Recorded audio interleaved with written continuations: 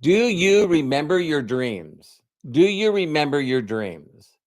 Now, when I bring this up, I want you to understand that I think I've always been a dreamer. So it's always these thoughts where I could be a dreamer, and I know that I did it when I was really, really young. I had imaginary friends, but there was always these things that I would do. It's like it didn't make a difference if I was building a motorcycle or if I was building a car or whatever. I always had this thought that, man, it's going to be amazing when I'm doing this on a professional level. And I can't wait to move to California so I'm around all the race cars. And then of course I met Terry and my incredible wife of 40 years now. Wow. And she says, I'm going with you. And so that was really awesome. We went out there, and every day we hardly had any money. We had a studio apartment. And so once we got out there, all of a sudden it's like, now what do? We don't really have any money. So I had a motorcycle, and what I did with that motorcycle, it was a rice burner, as we called them. And what we would do is drive the Canyon Road to Pinga Canyon Drive, all the way down to the ocean. And while we were down at the ocean, I just constantly just looked up and went, man, who lives in those homes? And it's like, I got to figure out what those people did. So when you're, especially living in a major city, but especially California, it's like you see all the exotic cars, you get to see all the amazing homes, you get to see a way that people live that's way, way, way different than the way that I grew up, right? And I just constantly would say, what are these people doing to earn income? And I always had that out in my mind. And so what really was amazing is that, when we're young, we have like this dream circle, right? And the circle's really, really, really big. We think about the income we could earn. We think about, having a nice home, and a nice area. We think about having, a nice car, maybe a nice car for our spouse and people that we love. And then we think about, going on vacations and where we're going to travel throughout the world. And it's amazing that uh you just keep building that dream circle. Then what happens is you do what you're told, you get educated. And then after you get educated, the next step is pretty obvious: go out and get a job, and then work your way up this corporate ladder. And a number of times that I was on these corporate ladders, I kept going up and going up. And then I would realize that, what? This the higher you get, the crazier this gets. And that's for me, that's not for everyone. But, an hourly rate now turned into a salary. And what a salary for the people that I hung around with, that meant that you didn't have any of your time. You're taking your work home with you. You got to get there before everybody else. You got to stay until everyone's done. And I was just going, man, is anybody? And I remember one of my mentors did this to me. He said, Robert, the minute or the second that the alarm clock goes off, he says, I need you to count that hour. Count from that second. Because if you're commuting and getting ready for work, what would you be doing if you didn't have a job? And of course, this is if you were able to make enough money more than what you could do as a job, right? So then all of a sudden you're thinking about your commute work. You got to add those hours. And then when you're eating, breaks and having lunch away from people that you love, eating out of a brown paper bag, you got to count that hour. And then, of course, your commute work home. And then when you finally get, undressed or whatever and settled down, now you get to count what you earn. And another thing, I mean, how many hours you put in. So the other thing is, when I added that up, I'm like, oh my God, that's 12 hours. That's 12 hours. And then all of a sudden he goes, okay, so let's take it again, right? And he goes, "What is your take home?" See, there's this game that they play where they actually call your income gross income. No- Where'd that come from? Because it's gross. And so, you can't take your you can't take your your gross income, because money goes to the government and to the city and to the all this stuff, right? So take your take home. So now I was looking at it that time. I remember it was like, whoa, $3,800. I was taking home. So he goes, great, take the $3,800 and divide it by 12. And I went, okay. And he goes, I don't remember. I'm going to do it quick on the calculator. I must have did something wrong here. So 3,500 divided by 12.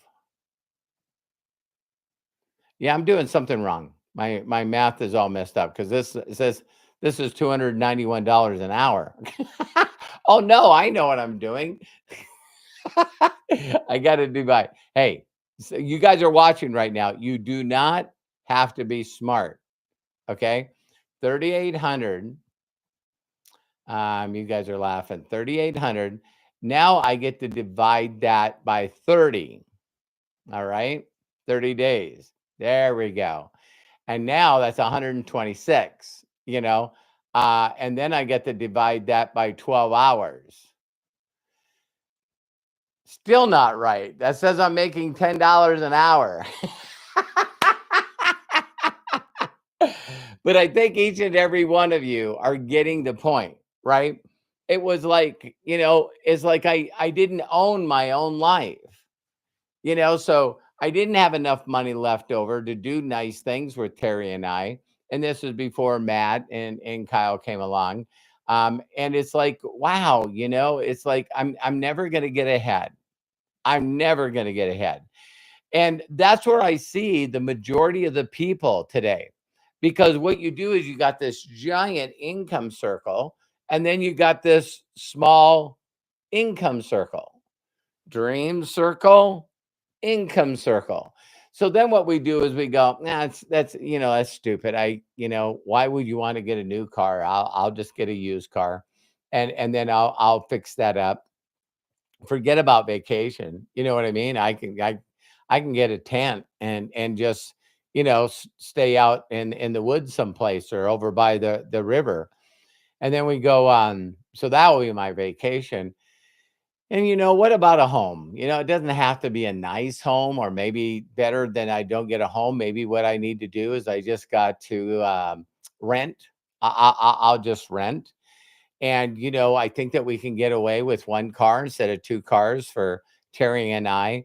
And what we do is we just keep making our our dream circle smaller and smaller and smaller and smaller.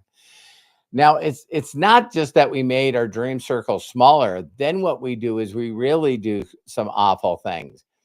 Is we start realizing that we're not getting paid what we're worth. And we start giving up hope.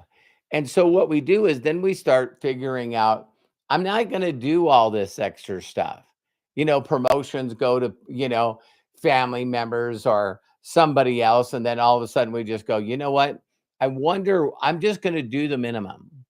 I am going to do the minimum amount of work.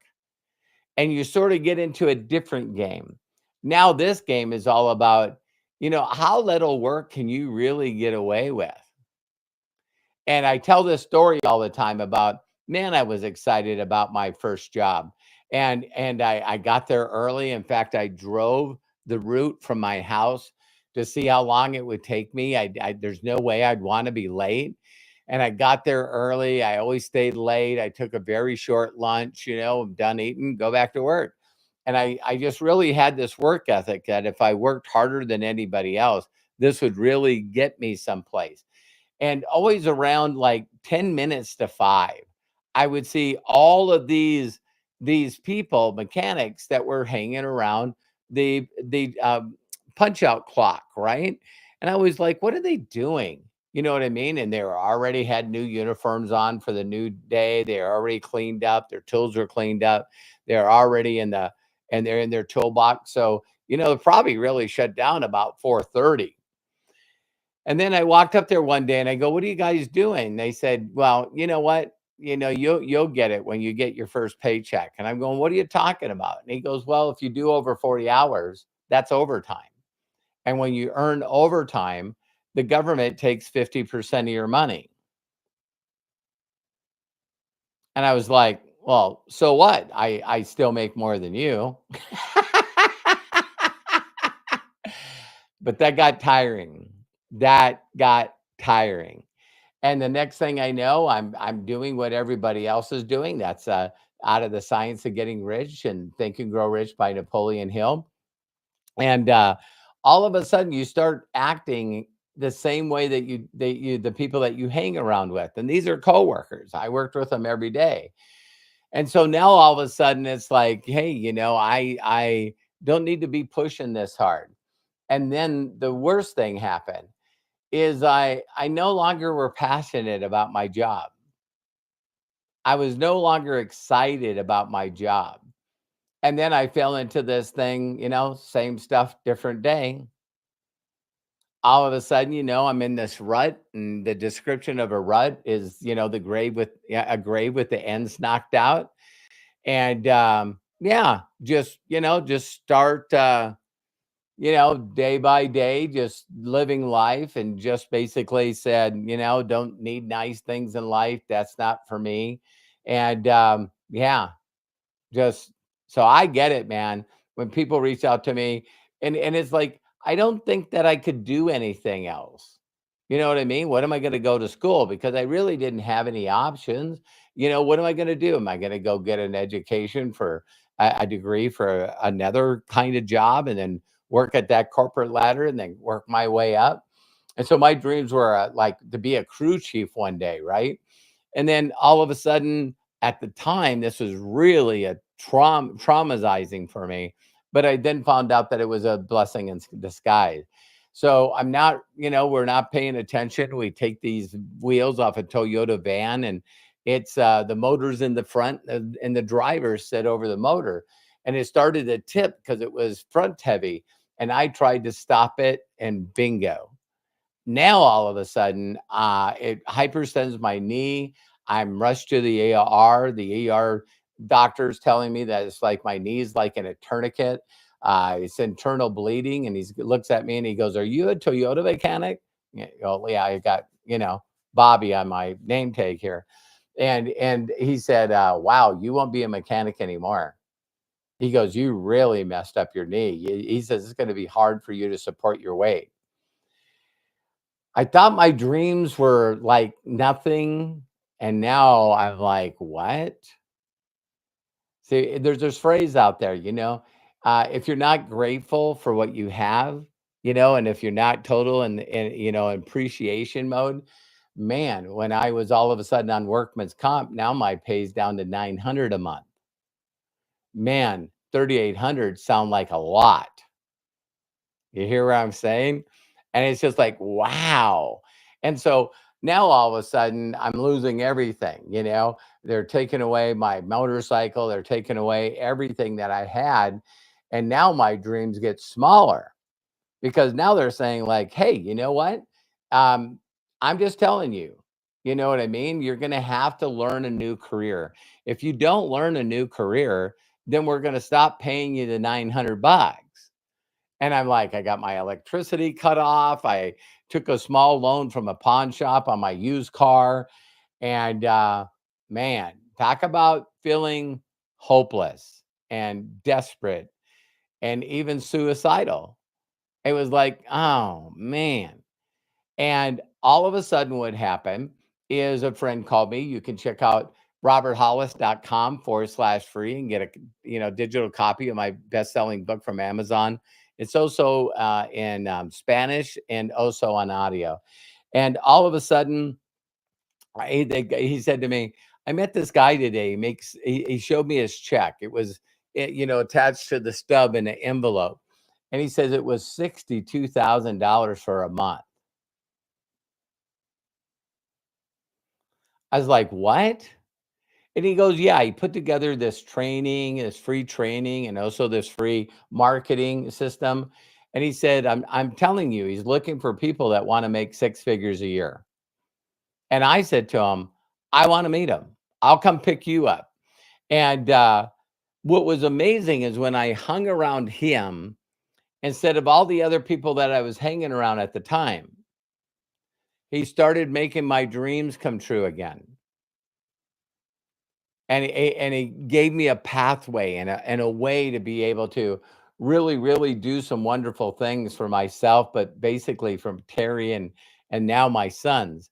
And I'm telling you what, when that little crack in the armor or crack in the door, when I seen that sun, that little bit of light in the darkness, man, I ran through it wide open. And I was like, listen, and I don't want to live like I did before. It's like I'm done living that way.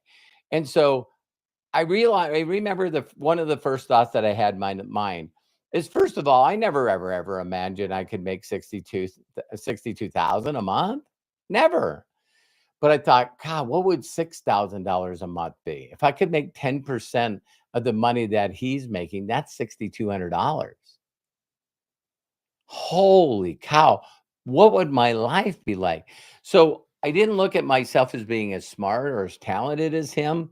I just always remember asking him, just tell me what to do. Just tell me the minimum things that I need to do.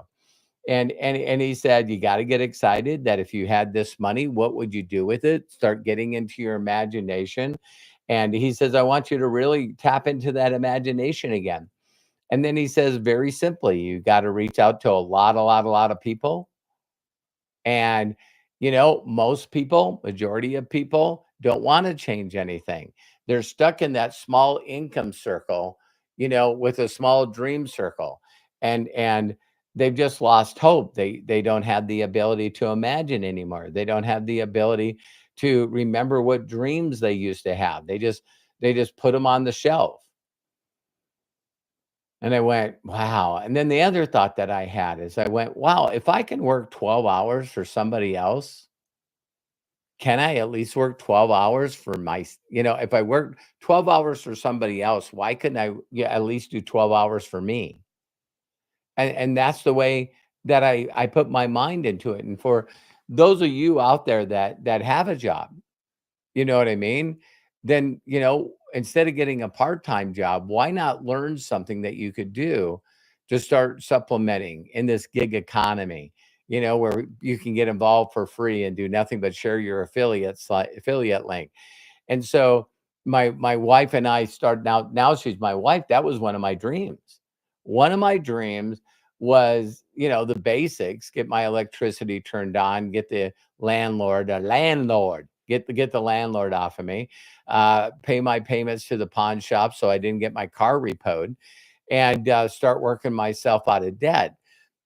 But one of my dreams was, wow, if I was one of those people that I really felt like if I wasn't making income, came from that generation that, got to go out and put your armor on and go slay the dragons and bring home, the meat. You're the provider for the family.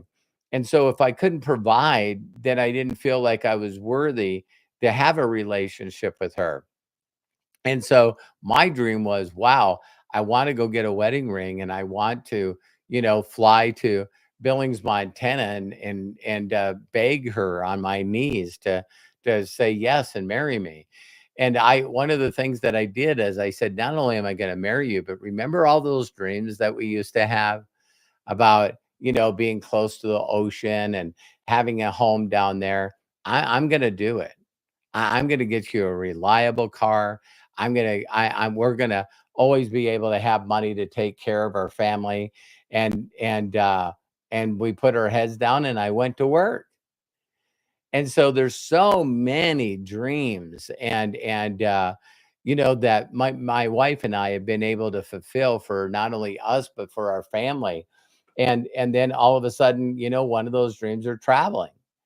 And so, to be able to spend 10 days, I think we spent 10 days in Hawaii on a lifestyle cruise ship from Norwegian. And it's still like one of the, well, it is our best vacation.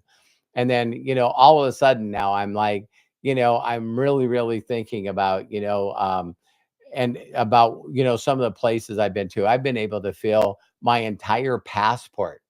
So there's not too many places where I haven't been, but there is a lot of places that I want to see when I'm not working. And so, Terry, one time I always asked her, and she said, I want to go to Greece. I want to go to Greece. So, in 10 days, we're going to Cabo. Basically earned a trip to production with my company. We're going there. I think it's, I don't remember, 5 days, 4 nights. But one of the top resorts in Cabo, they paid for everything. It's all inclusive. They gave us $2,000 for air flights and $2,000 spending money.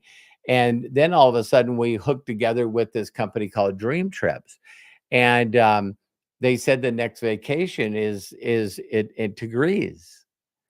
And all I got to do is do what I always already do, is help other people live their dreams and live their imagination, get them to imagine again, get them to dream again, and then show them how we can make that happen.